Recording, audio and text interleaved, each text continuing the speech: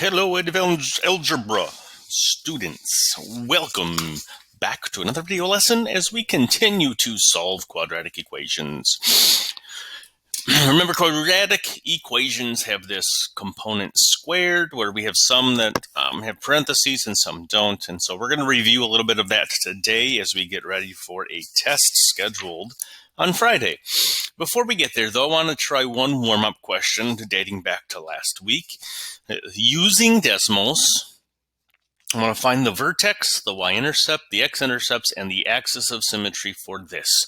So I would encourage you, pause the video here and see if you can't answer those questions using Desmos.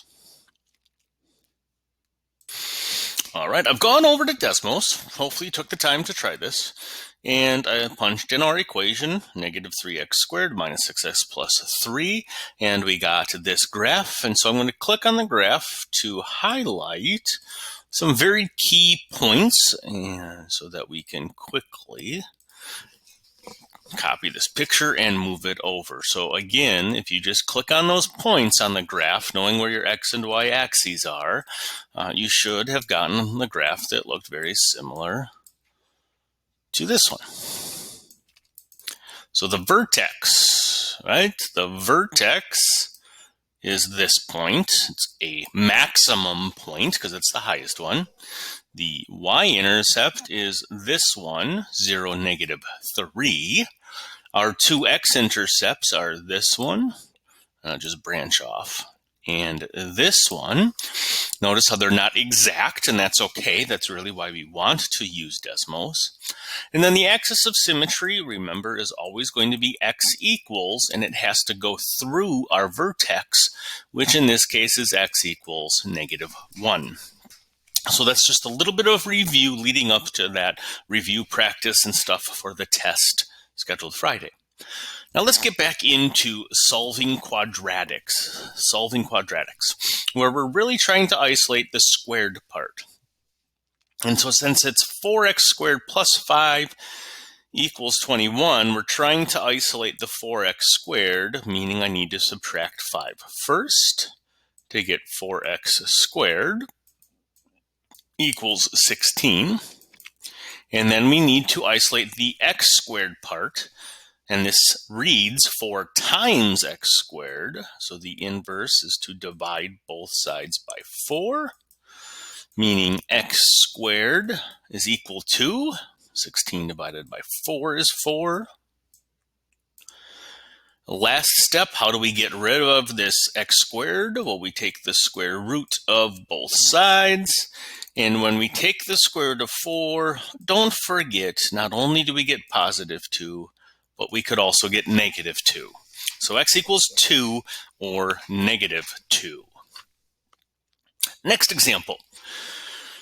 2 times the parentheses x minus 3 squared equals 50. Now this one's slightly different because we've got a whole parenthesis being squared. So we're going to try and isolate that chunk of information.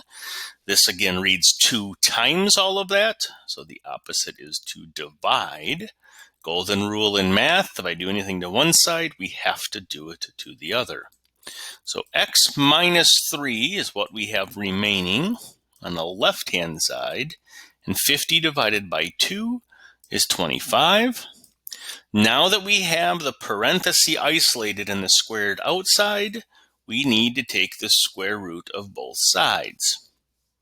Remember that the square root of 25 is 5, or it's negative 5, which means we need to set up our equation x minus 3 twice.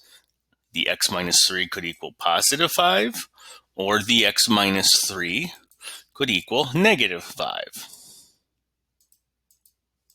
And we do need to solve that twice. Add 3 to both sides, and we get x equals 8. Add 3 to both sides in this one, and x equals negative 2. So x could equal 8, or x could equal negative 2. And I could double check those by plugging them back into the original problem and seeing if it indeed does give me 50. Last one. We're going to solve 3 times the group 2x plus 1 quantity squared equals 27. I'm going to encourage you to pause the video here and try to solve this one on your own. All right. So again, we're trying to isolate the parenthesis that's squared. So I need to divide both sides by 3.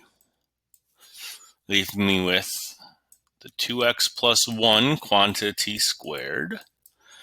And 27 divided by 3 is 9. Now that we've got the parenthesis squared isolated, we can go ahead and take the square root of both sides. Square root of 9 is going to be 3 or negative 3, which is what we set this up to solve. 2x plus 1 equals positive 3, or 2x plus 1 equals negative 3. And now we solve twice. Subtract 1, and 2x equals 2. When we divide both sides now by 2, x equals 1 in our first one. Or, when we subtract 1, negative 3 take away 1, that gives us negative 4. And then we divide both sides again by 2 to get x could have also equaled negative 2.